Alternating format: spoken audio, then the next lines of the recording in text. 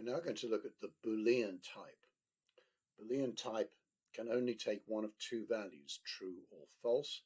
And here I've set up a variable A initially set to true and a variable B initially set to false. So both the variables A and B are of type Boolean. And I can set A to B or I could set A to false. But if I were to try and set A to 3, that parses okay, but as soon as I press enter, I'm being told incompatible types. You're trying to put an int value into a Boolean variable. So I'll change that back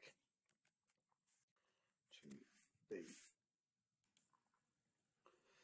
Now I can write Boolean expressions in Elan as in pretty much any language. And so I'll define a new variable C, and I'm going to say this is A and B, or I could say it is A or not B. Those are all valid Boolean expressions.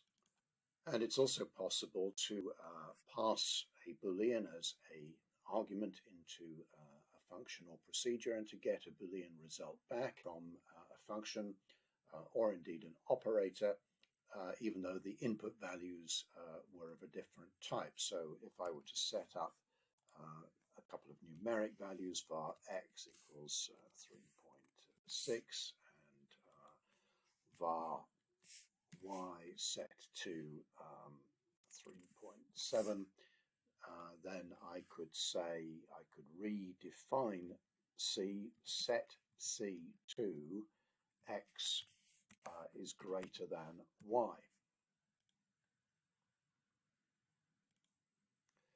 And if I print out C, you can see that it is false. X is not greater than y.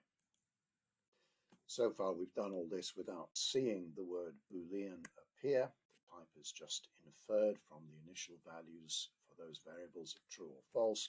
But if I were to write a procedure or a function, then I could specify that a parameter had to be of type Boolean, written out in full and as with any type in a capital letter. And maybe I want the whole thing to return a Boolean, or I could return some other type.